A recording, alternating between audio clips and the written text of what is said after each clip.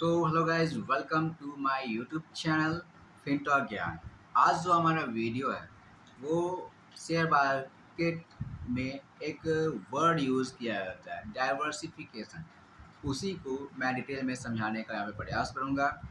यहाँ पे मैं कोई बाय और सेल का रिकमेंडेशन नहीं कर रहा है। ये वीडियो केवल एजुकेशनल और इंफॉर्मेशनल पर्पसेस के लिए बनाया गया है और मैं कोई सेबी रजिस्टर्ड एडवाइजर नहीं हूँ।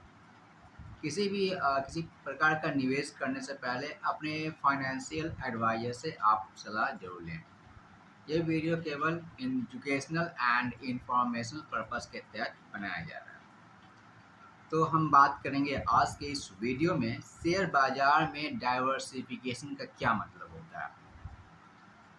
अपने सारे पैसे को एक ही जगह न लगाकर अलग अलग तरह की एसेट्स में बांटकर निवेश करना। इसे आसान भाषा में हम समझेंगे। हम यहाँ पे 3 से 4 एग्जाम्पल लेंगे। चार आसान भाषा में समझेंगे, राइट। 4 तरीके से समझेंगे, एक तरीके से नहीं, 4 तरीके से। तो वीडियो को आप बिना स्किप किए लास्ट तक देखना। चैनल पर पहली बार आए हो तो चैनल को सब्सक्राइब कर बेल आइकन प्रेस कर ऑल नोटिफिकेशन वाले ऑप्शन को जरूर ऑन कर लेना अगर आप कुछ सीखना चाहते हो। बाकी हमारा व्हाट्सएप स्टेटस देख सकते हो एंड इंस्टाग्राम पे आपको ये सब स्टोरीज नहीं मिलेंगे, कभी नहीं मिलेंगे, क्योंकि उस वजह से मेरे इंस्टाग्राम अकाउंट जो है सस्पेंड हो चुका है। तो व्हाट्सएप स्टोरीज एंड हमारे यूट्यूब वीडियोस आपको हमारे चैनल मिल जाएंगे और हमारे व्हाट्सएप चैनल पे भी आपको फिनटॉक ज्ञान व्हाट्सएप चैनल हमने क्रिएट किया हुआ है, आप वहाँ ज्वाइन कर सकते हो, राइट। डाइवर्सिफिकेशन को आसान भाषा में समझने के लिए यहाँ पे एक एग्जांपल है। सारे अंडे एक टोकरी में न रखें, राइट। मतलब अपना जो भी पैसा आप इन्वेस्ट कर रहे हो वहाँ पे सारा पैसा को एक ही जगह, एक ही स्टॉक में, एक ही कंपनी, एक ही सेक्टर में आपको निवेश नहीं करना है। एक ही सेक्टर, मान लो बैंकिंग सेक्टर में बैंक एक SBI हो गया, एक हो गया PNB हो गया, 2 अलग अलग कंपनी का स्टॉक है, लेकिन सेक्टर क्या है, एक ही हुआ ना। तो यहाँ पे ये चीज़ बताया गया है। बैंक एक ही हो गया, प्राइवेट बैंक हो गया और सरकारी बैंक भी हो गया। बैंक तो एक ही हो गया लेकिन सेक्टर तो एक ही हो गया ना। बैंक अलग अलग हो गया, SBI अलग बैंक हो गया, PNB अलग हो गया, लेकिन सेक्टर क्या है, बैंकिंग सेक्टर है। अब बैंकिंग सेक्टर पे जब गाज गिरेगा तो सारे कंपनी का वो हो जाएगा। तो यहाँ पे इसका मतलब ये हुआ कि सारे अंडे एक टोकरी में न रखें। यह डाइवर्सिफिकेशन का सबसे मशहूर फेमस एग्जाम्पल है। अगर आप सारे पैसे एक कंपनी जैसे रिलायंस में लगाते हैं और वह कंपनी गिर जाती है तो आपका सारा पैसा क्या होगा, डूब जाएगा। लेकिन अगर आपके पैसे Reliance, Tata, bank, pharma, IT आदि में बांटे हो तो एक के गिरने से दूसरा क्या होगा, संभाल लेगा। किसी एक सेक्टर के डाउनफॉल आएंगे, बाकी आपका जो अदर सेक्टर जिसमें आपने निवेश करके रखा हुआ है वो उसको मैनेज करेगा। किसी कंपनी में 10% गिर गए लेकिन किसी कंपनी में 50% के रिटर्न मिल गए, तो ऑलमोस्ट 40% आप यहाँ पे क्या हो, प्लस में।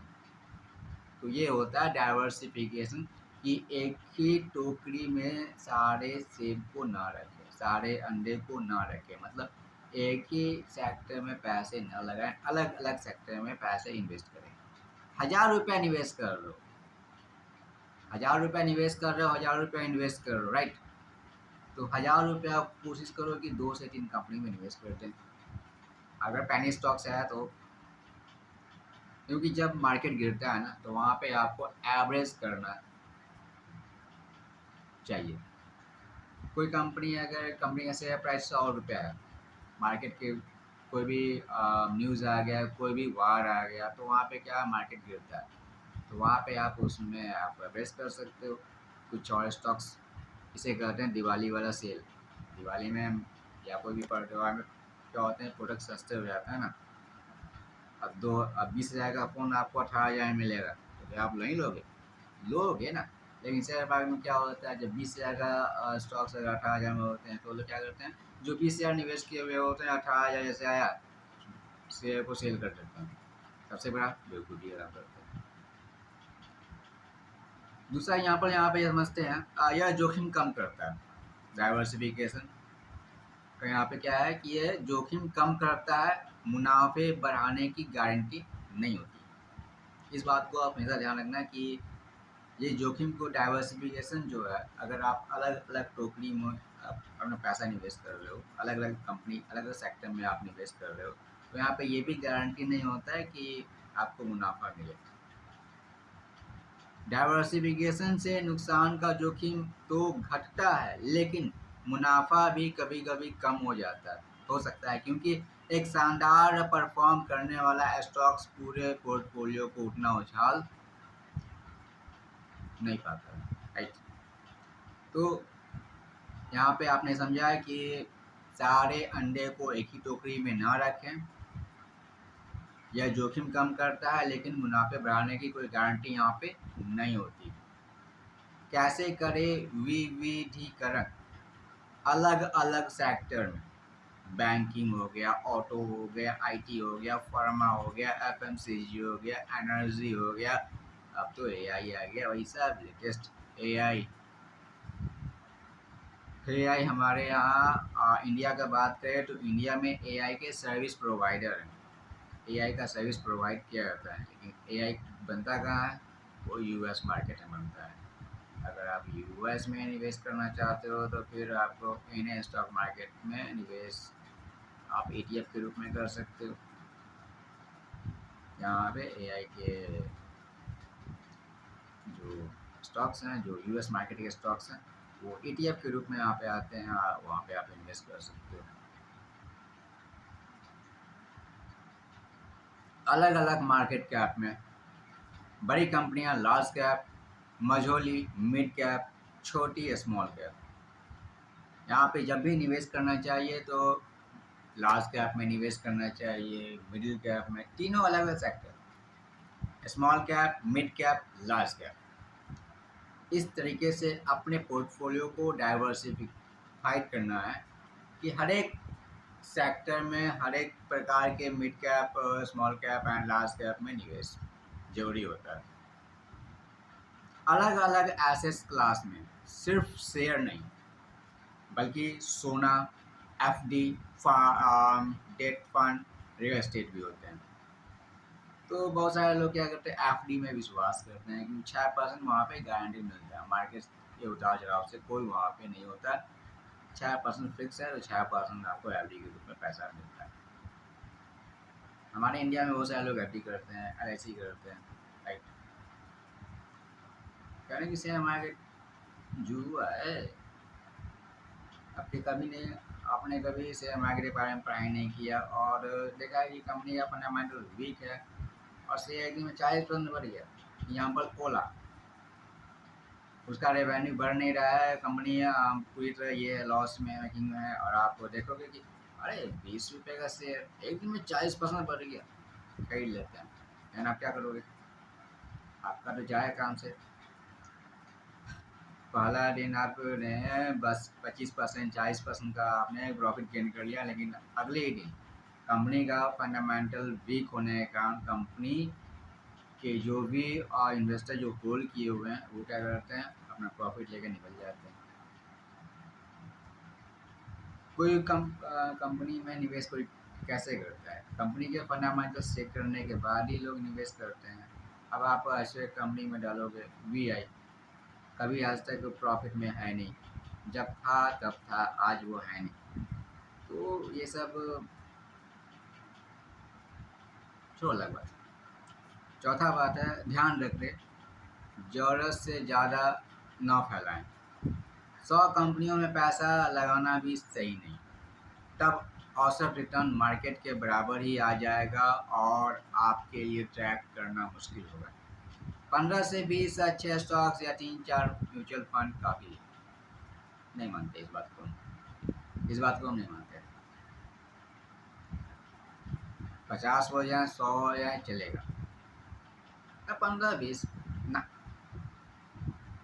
मोर देन 50 या मोर देन 70 या मोर देन 100 हो सकते हैं। पेनी स्टॉक्स में आप इन्वेस्ट करना चाहते हैं जो कि बहुत बड़ा रिस्क होता है। अब कोई व्यक्ति 100-200 का गुटखा खा रहा है, 100-200 का आप पेनी स्टॉक्स में निवेश कर दो, क्या जाएगा? कुछ नहीं जाएगा। 100 रुपया गुटखा ठूंगने से बेटर है कि 100 रुपया का पेनी स्टॉक में निवेश करूँ। 100 रुपया का अगर मान लीजिए, अगर देखो देखा जाए 100 रुपये का आप गुटखा खा रहे हो डेली, महीने का कितना होता है? 3000 रुपया। 3000 आप गुटखा खाने में इन्वेस्ट कर रहे हो गुटखा खाने में, खा के चबाना है एंड थूक देना है। 3000 उसके लिए आप खर्च कर रहे हो। वहीं पे अगर मान लो कि 3000 में आप 10 से 20 कंपनी के पेनी स्टॉक्स आप खरीद लेते हो, अगर उसके 500% भी रिटर्न आ गए, तो 3000 का 500% कैलकुलेट कर सकते हो, बता सकते हो कमेंट में कितना हो जाएगा। तो ये 15 से 20 स्टॉक्स आई डोंट। उदाहरण यहाँ पे मान लो आपके पास 1 लाख रुपए हैं, गलत तरीका, पूरे 1 लाख सिर्फ एक एयरलाइन स्टॉक में लगाए। अगर एयरलाइन इंडस्ट्री डाउन गई तो सब गया। लेकिन वहीं पे अगर आप उस 1 लाख को बैंक के स्टॉक में लगा दो, आईटी के स्टॉक में लगा दो, फार्मा में लगा दो, सोना में लगा दो, एफडी में लगा दो। मान लो कि अगर बैंक का शेयर प्राइस गिर गया, आईटी का तो रहेगा 10% 15% रिटर्न वहाँ बन जाएगा। अगर फार्मा का रहा तो फार्मा भी चलेगा। सोना, हर एक सेक्टर एक ही बार में नहीं गिरता है। कोई एक बार गिरा, बैंकिंग गिर गया तो फार्मा उठ गया। इस टाइप से कुछ न कुछ रहता है। अगर देखो सोना गिर गया तो सिल्वर उठ गया, या सिल्वर गिर गया तो एफडी चल गया। ये एफडी तो फिक्स है 6%। एफडी से कोई मतलब नहीं है शेयर मार्केट को। लेकिन अदर सेक्टर में अगर आप देखो तो ऐसा, अगर बैंकिंग नहीं चला तो फार्मा चलेगा, फार्मा नहीं चला आईटी चलेगा। कंक्लूजन क्या होता है यहाँ पे? शेयर मार्केट में डाइवर्सिफिकेशन सुरक्षा कवच की तरह है। ठीक है, यह आपको एक बड़े झटके से बचाता है, लेकिन यह कोई जादू नहीं है। राइट, हर निवेशक को इसे अपनाना चाहिए। तो यहाँ पे हमने जाना कि आप सारे अंडे एक टोकरी में न रखें। दूसरा, यह जोखिम कम करता है, लेकिन मुनाफे बढ़ाने की कोई गारंटी नहीं होती। कैसे करें डाइवर्सिफिकेशन, यहाँ पे हमने जाना। ध्यान रखने बात, ज़रूरत से ज़्यादा ना फैलाएं, इसका यहाँ पे था। लेकिन चौथा जो पॉइंट है कि आप 100 कंपनी में न लगाओ, 10 से 20, इस बात को मैं फॉलो नहीं करता हूँ। मैं सिर्फ 3 बातों को फॉलो करता हूँ। एक, सारे अंडे एक टोकरी में न रखें, यह जोखिम कम करता है, मुनाफे की बढ़ाने की कोई गारंटी नहीं। और कैसे करें diversification, I follow only these 3 steps. चौथा ना। हमने यहाँ पे आपको बताया कि शेयर मार्केट में डाइवर्सिफिकेशन का क्या रोल है, उसके पूरी डिटेल्स को हमने आपको अच्छे से हो सकता है समझाया होगा। अगर आपको अच्छा लगा हो तो चैनल को सब्सक्राइब करें, और इसी प्रकार के नॉलेजेबल कुछ पॉइंट्स, डाइवर्सिफिकेशन हो गया, अभी नेक्स्ट टाइम में एवरेज करना कैसे होता है उसके ऊपर हम चर्चा करेंगे।